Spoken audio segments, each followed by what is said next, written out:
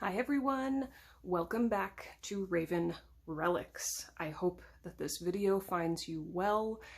We're going through some crazy times right now, and I just hope that you are healthy and coping. And I hope that this video brings you some joy or entertainment if you're in quarantine. I certainly am in quarantine. It has been interesting, but I'm very grateful that I make these books from home, so I can basically continue to work more or less as normally in regards to the books while we're going through this crazy time. So anyway, since the last flip through video that I released, I have actually made 3 more books, including this one. Today I am going to flip through this delightful magical book for you. This is the most recent one that I've made. I just finished it yesterday. I made 2 more journals that were actually twin journals that go together. You don't have to buy them together, but they were just themed together. And I went to go I went to go film a flip through video and my tripod broke. So good times. And then of course, considering quarantine and all that stuff, my new tripod or phone holder took a little bit longer to get here. This is actually my first time filming with this new tripod, so fingers crossed it's not like moving around too much. But now that I have a new tripod, I can film flip through videos again, and I wanted to start with this newest one. The other 2 I will film, if not later today, hopefully tomorrow, very soon, and that flip through video will be up shortly. Those 2 journals are already available in my Etsy shop if you want to go check them out and you don't want to wait for me to film the video.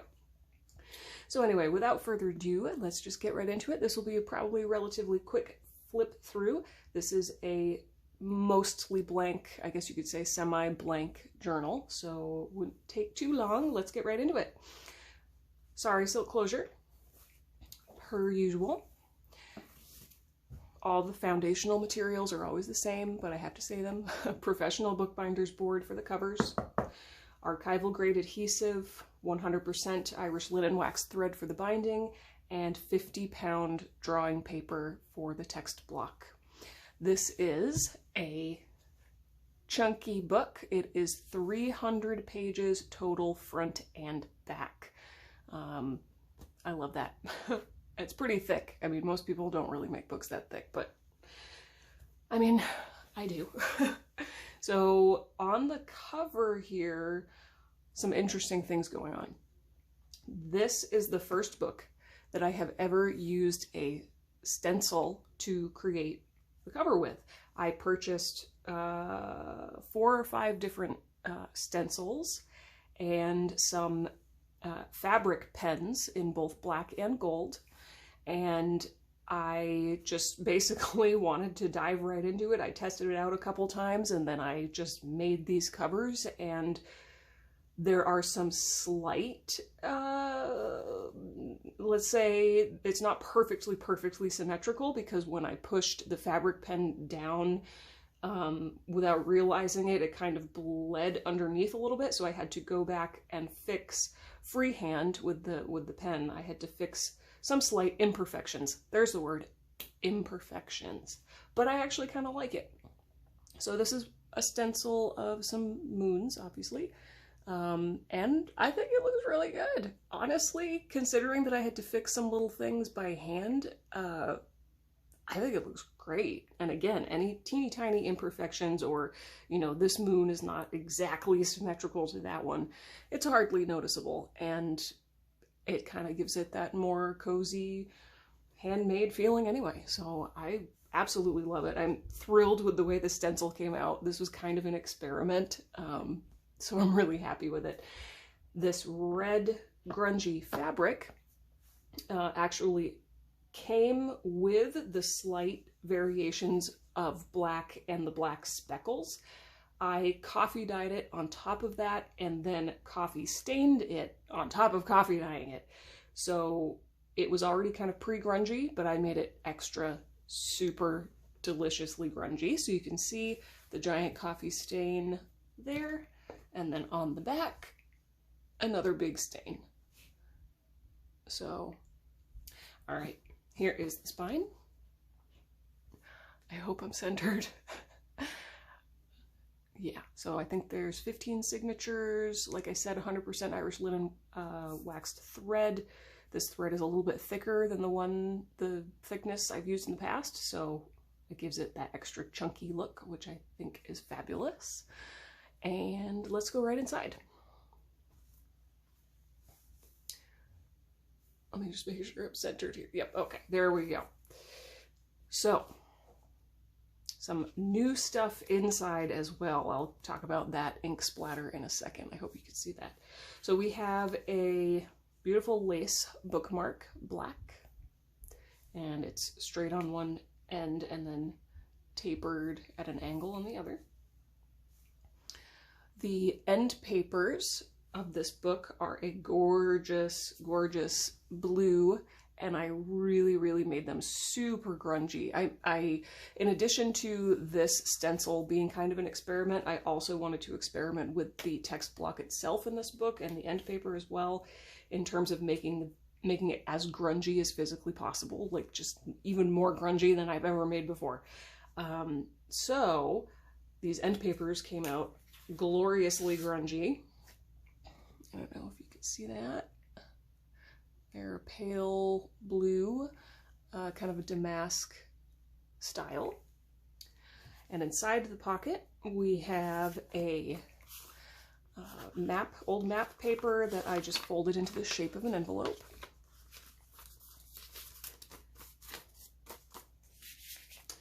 We have this super cool medieval alphabet journal card.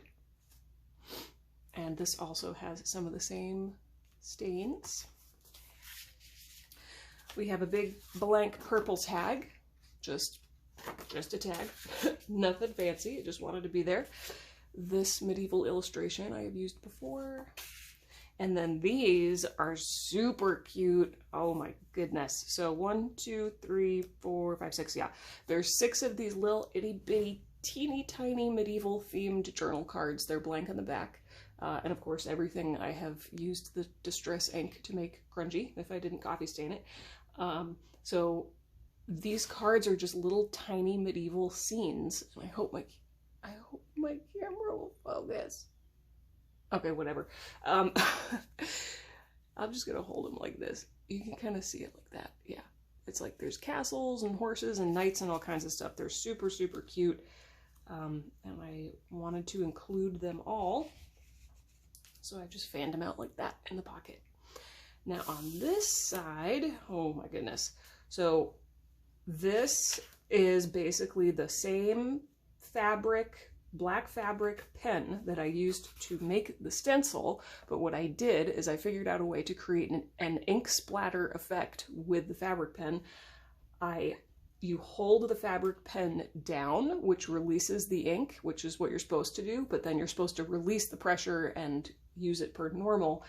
I found that if I hold the tip of the fabric pen down until the ink starts to release, but then I keep holding it down, the ink will kind of flood and it'll create this initial larger stain, kind of like that big splotch right there. And once it has flooded a little bit onto the paper, I release it and then I shake it. I give it 1 or 2 good shakes and the residual ink will splatter into an effect like that. And it makes me so happy. I should have done this a long time ago. I love ink splatter stains. It's just that extra grunge factor. Oh, there we go. So that's what that is. And you'll see them a couple more times throughout the book. This is the first of 10 stamps total in the book. 8 of them are from Empire Line stamps and the other 2 I don't remember, but as usual it'll be listed in the Etsy listing. This is a set of old keys and you can see the grungy, delightful stains on the paper too. Flip the page and we have this piece of ephemera, just paper clipped right to the side. Beautiful medieval mythical figures or mythical creatures.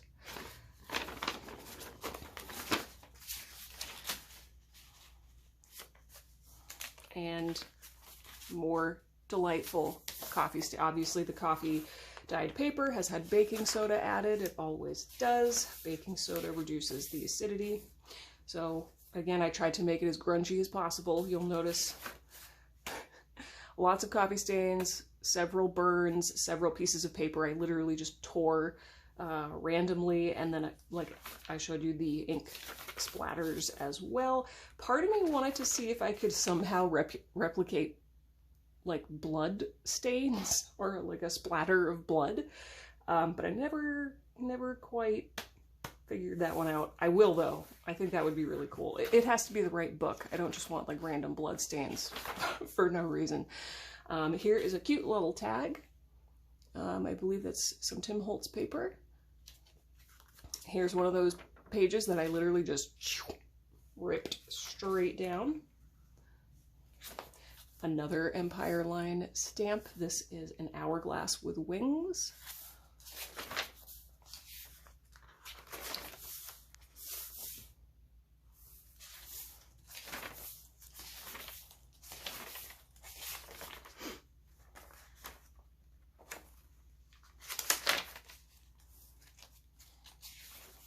Here's a big piece of paper with a tear at the top, beautiful stains, and shield stamp at the bottom. It's just freely in the book.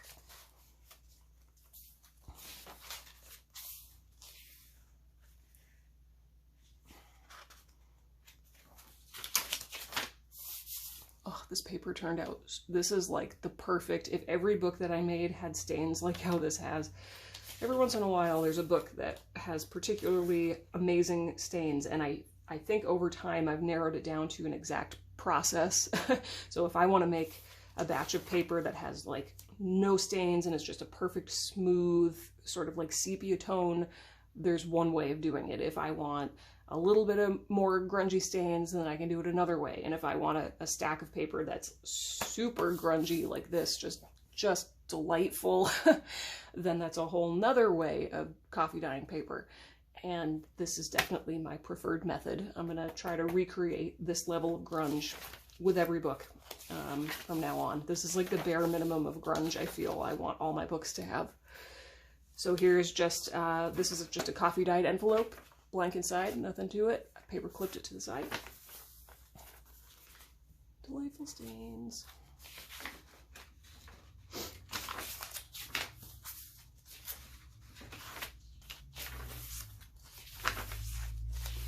Man, it's been a while since I've made a flip through video. I'm getting into the groove now, but the first couple minutes it felt kind of strange. It feels good to be back making videos though. So here is another page. Oh, I love this page so much. Oh, more ink splattered, and then this magical hand with a star over it, which I placed above the ink splatter, so it almost looks like it was like magic coming out of his hand or something. That's just what I was telling myself.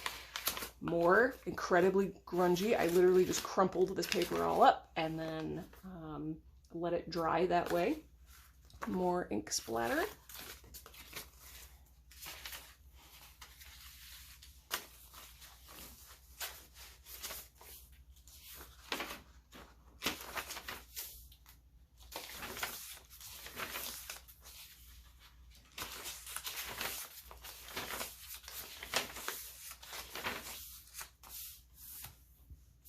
Just about halfway through here.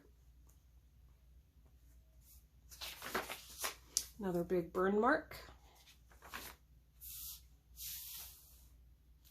I wish you guys could feel the paper.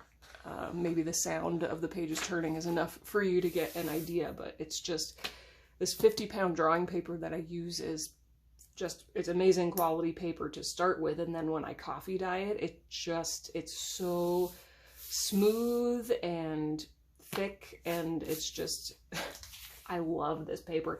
There's been times that I've considered using another type of paper for my books, but so far nothing has you know, surpassed the quality or the, you know, texture kind of effect that I get with this 50-pound drawing paper. And it's just, like I said, it's great quality paper, so you can pretty much use any kind of pen that you'd want, and it won't bleed through. Obviously, you could see that the ink stains that I were creating bled through to just the other side of the one page that they were on, but that's because it's a fabric pen that I'm intentionally flooding onto the paper. So, you know, you can pretty much use any kind of normal pen anyway, and there will be no bleeding through to the other side.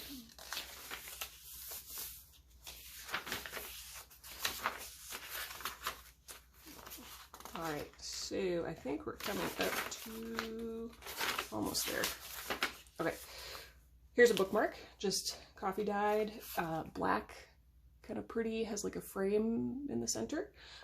This is a piece of handmade paper, and it is so beautiful. We had a family friend who was kind enough to just give me a whole bunch of handmade paper that she happened to have, and it's in all kinds of different colors. This red was the perfect red to go with this book, and I just wanted one single sheet to be kind of like the halfway mark of the book, so you can see when the book is closed. It's just like a red streak right down the middle. And I faintly put another Empire line stamp. It is a heart with wings up in the corner. It's you know, handmade paper, obviously it's delicate. You don't want to be flipping that too fast. Really, really delicate, but just beautiful and perfect for this book. I definitely want to use more sheets of handmade paper in other ways in the future, and because she gave me so many different kinds, I think you're going to be seeing a lot more handmade paper in the future. This is another piece of paper that I crumpled and then let dry, so it's extra wrinkly and amazing. Oh, I love it so much. Love it. This is just like my perfect book. There's a part of me that wants to keep this. I'm not going to, but just, I love it. I'm very, very happy with the way it came out, especially considering my stencil success, which was a partial experiment. All right, so here's the other side of that glorious paper. Another big rip. Another Empire line stamp, hand pointing to the sun, and then this is a tag that I made out of the same paper that is the end paper. So this is that pretty soft kind of eggshell blue with a damask pattern, and I put an ink splatter stain on this as well. Oh my gosh, just look at that. Nothing makes my heart happier than grunge.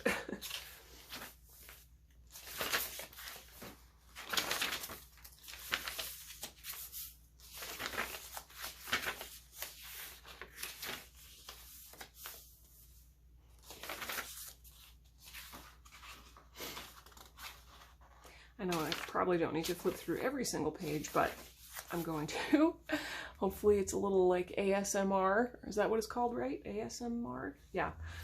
To hear the pages flipping. Oh.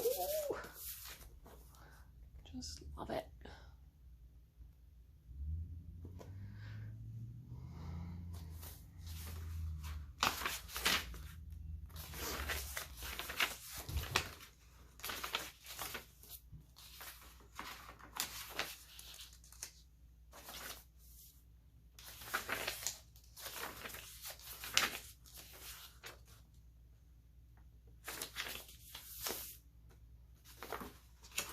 Okay. Empire line stamp, sun in a wreath, and then more ink splatter. Look at those stains. If you don't love grunge as much as I do, I'm gonna get real annoying real fast. Here is a old map of London. Very cool, with a burn mark at the bottom. And I folded it kind of diagonally or haphazardly and just stuck it right to the edge of the page. No paper clip or anything.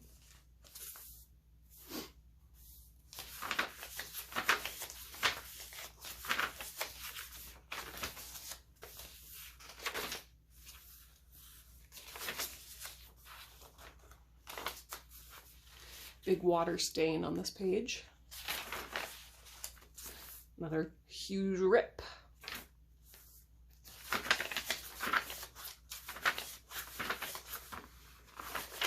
Owl stamp down at the bottom here. Huge burn, obviously.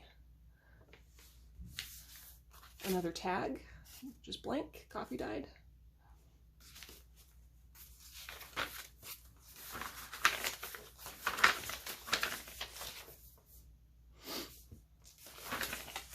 Raven on a branch stamp. I snuck it in there at the very end.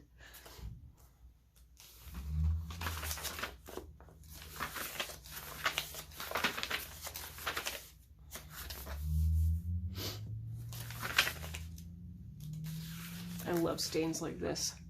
Just like little tiny speckles. Oh, there we go.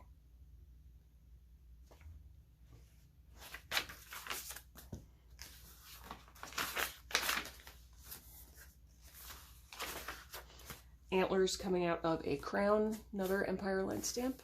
I think that's the last stamp. And this is the last piece of paper. Here's the back page. There's my maker's mark down at the bottom, Raven Relics, and the back end paper. The nameplate, Ex Libris. Super cute, has an owl, kind of on like a little table set up with some books and candles. So, and then this last bit right here is it's a piece of blue velvet that I kind of turned into the shape of a bookmark, similar to the actual bookmark. Flip it this way. There we go. So they kind of have both that diagonal bookmarky look. I didn't worry too much about the shape though. I didn't make it perfect. I kind of wanted it to be raggedy, and up at the top here there's all kinds of strings. I don't know if you can see them, but there's kind of some threads hanging down. I wanted it to be kind of rough, and the reason why I put this in here was literally because I felt like the book was incomplete, and I was talking to my best friend about it, and she's very intuitive just as I am, and she helped me to think about, like, what is this one element that's still missing from the book? And she was just like, do you have any blue velvet? I know you've made a blue velvet book before. Do you have any of that left? And I had just about this much left, of which I cut this out of.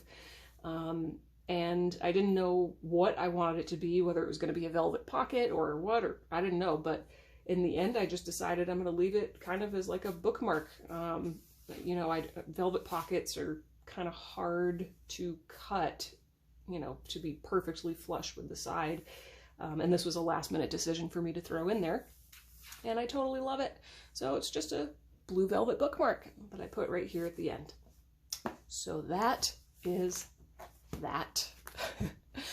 All right, guys. So like I said, this book is the most recent one I made. So I just wanted to show you really quickly the flip through of the last two journals that I made, which are already available on Etsy, will be coming soon. So stay tuned for that. Oops, I forgot to put that back in there. This will be available on Etsy very soon as well, within the next day or two for sure. I hope you enjoyed this flip through. Again, I hope that you are, you know, surviving, making it through healthy, as happy as you can be. And I hope that this video made you even happier.